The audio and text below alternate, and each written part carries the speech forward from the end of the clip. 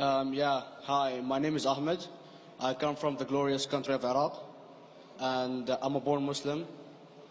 My problem is that I practiced Islam when I was... Brother, first we request questions from the non-Muslims. Once all the questions from non-Muslims are over, inshallah we'll give you a chance. Yeah, but I'm telling you my problem, Ali. Okay. But you said you're Ahmed and you're a born Muslim. I am born Muslim. But now are you a Muslim or not? I'm agnostic. Oh, so now you have left the religion of Islam. Yeah, I'm confused. Okay, fine. If you have left the religion of Islam, you can ask the question, brother. Okay. So my question is, how come I don't have the faith that you and the other Muslims have and some of my friends, even though I practiced Islam a lot and I even did Umrah, but I still do most of the sins that are forbidden in Islam, and I sometimes am lazy to do the prayer and the other subjects we have to do in Islam. I have read many books and about other religions and conspiracy theories and documentaries and such. I even have seen your own videos on YouTube, and there are many questions that go around my head about Allah and the Messenger and Muslims in general. And basically the most important question is, you said in one of your debates or questions that Allah is the creator and He's uncreated.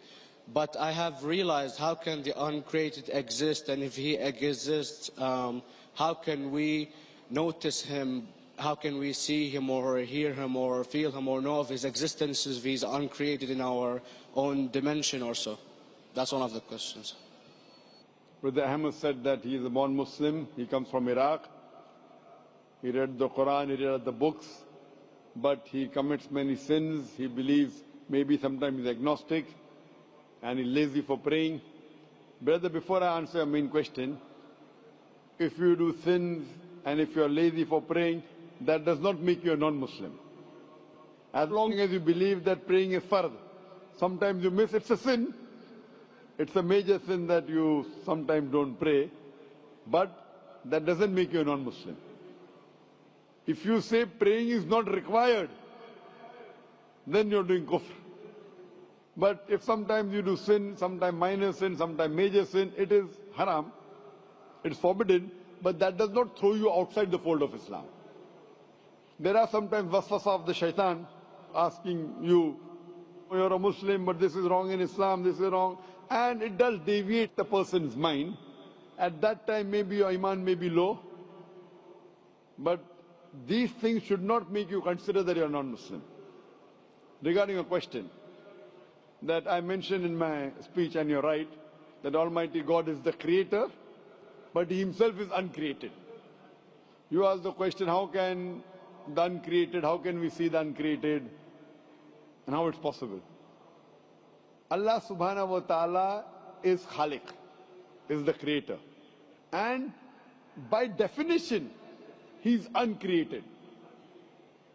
Because normally people say that when they try and prove in logic that everything has a creator, who created this table, the carpenter, from where he got, from the tree, who created the tree, so it goes back to Allah. So when many of the people try to convince an atheist, they try and say that everything has a creator, and then they get trapped when the atheist asks them who created Allah. So if you hear my tapes, I never go that way. I ask the atheist that how did you come to know about the universe? How did you come to know about the functioning of the stars, of the sun? And he says, and goes back, that the creator. So it's the vice versa. So if you know how to deal with logic, you don't trip over this problem with the atheist trap, the Muslims or the believers, by saying who created Allah.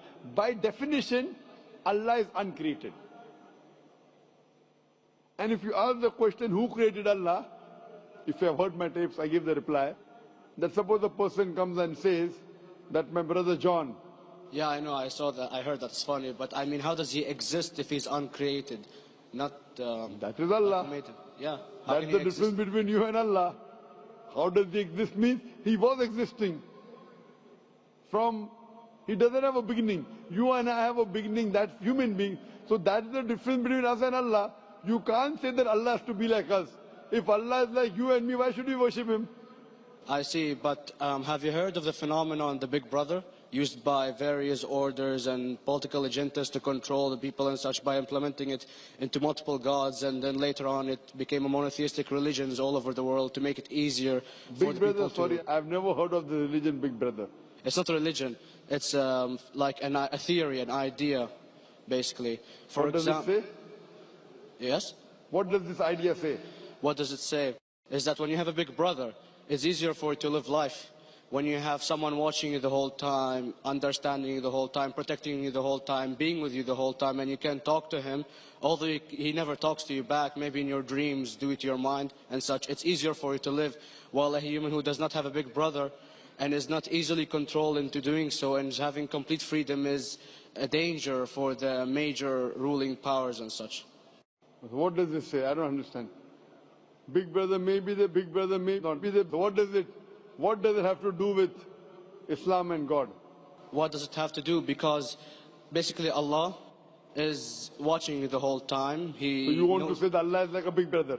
Indeed, you use him for your protection so you won't be scared. You know what I mean? See, this is the hypothesis. Hypothesis. If you have heard, how do I convince an atheist? If you have heard my answer, that you said that you're agnostic, you're atheist. Yeah. So first thing I do to an atheist is I congratulate him. What? I congratulate him. Have you heard my answer of atheist? Yeah, you congratulate them and stuff. But I haven't seen your debates with the atheist. I just saw your answers on some questions. Fine, so you haven't seen the answer of atheist? No, but I've seen your debate with David William Campbell. And David William Campbell is not an atheist. Yeah, yeah. Now when an atheist tells me he does not believe in God like your theory of Big Brother, yeah, and if you believe in that theory, I will ask you, first thing I do to the atheist, I congratulate him. You know why? Yeah, because they think and they don't follow what their parent does and such stuff like that. No. I congratulate him because he is not doing blind belief. The other people are doing blind belief. He is a Christian because father is a Christian. He is a Hindu because father is a Hindu. Most of the Muslims are Muslim because father is a Muslim. He is thinking. He says there is no God. He has said the first part of the Islamic Shahada, La ilaha.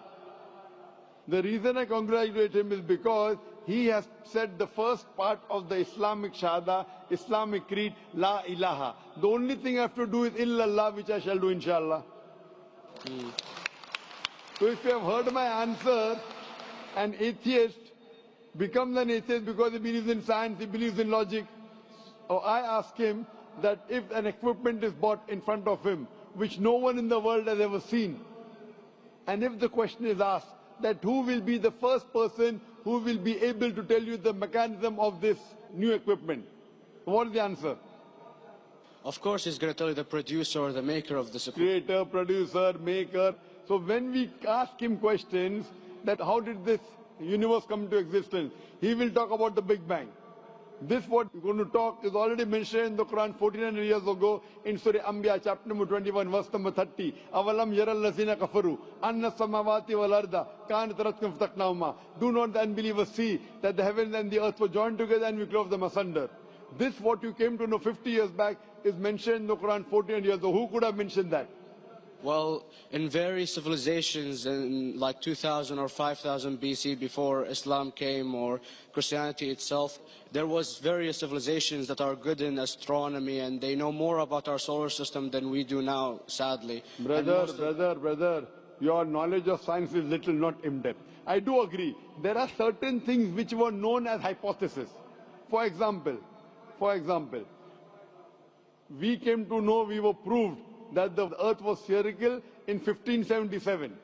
I know that in 6th century BC, there were Pythagoreans who believed that the earth was spherical.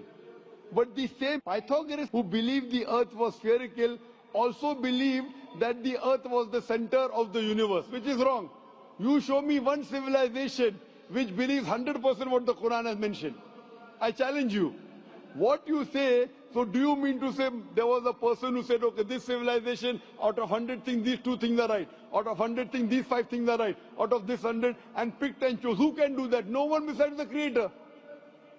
Even if you know that there were 10 different civilizations, hundreds of civilizations, there is not a single civilization that you know in the past which knew 100% of science what we know today. So where is your logic? Where is your theory? I do know that certain things were hypotheses, which were proved later on. But there is not a single civilization which knows everything what is mentioned in the Quran. So the answer goes back to the original question, who could have collected this in the Quran? Someone 1400 years back, could he do and say, okay, out of these 100 things, these 3 are right, out of these 100 things, these 2 are right, out of this, it's not possible. Mathematically, it's not possible. Well, you never gave the idea of extraterrestrials or so. I mean, knowledge is power. And brother, I'm asking you a simple question. We are not come here to have a debate. yeah. I'm asking you a question. Point out a single civilization. You're asking something else. Yeah, we are not here to discuss. You can come in the room and discuss. You ask a question, I'm giving you the answer. You gave about old civilization. I told you you're right. But out of 100 things, 98 they were wrong. So I'm asking you, who could have mentioned this in the Quran? You're talking something else now. Yeah, well, I'm asking a simple question, 2 plus 2 equals how much? You are saying, I'm telling you 3 multiplied by 3 is how much? I'm asking a name, you're telling that where do you live? Yeah, I'm asking a simple question, name me a single civilization which has everything what was mentioned in the Quran. Do you know of any or not? Yes or no? Well, not everything, of course. Even not 10%. Why? Babylon knows of most of the planets and such. Planet is not the only thing mentioned in the Quran. There are 1,000 things mentioned in the Quran. To say what 1,000 things are mentioned in the Quran, 10% would be equal to 100 things. Did Babylonian civilization knew about 100 things mentioned in the Quran? No, because they You don't cannot. have the They knew 5 or 6 things. In percentage wise, very small. So of course. Who can be the author of the Quran besides the creator to know what is right, what is wrong? Today science has established the hypothesis mentioned by Babylonian so many centuries back is today proven. So these were hypotheses in the past, which out of them many have been rejected, some have been accepted.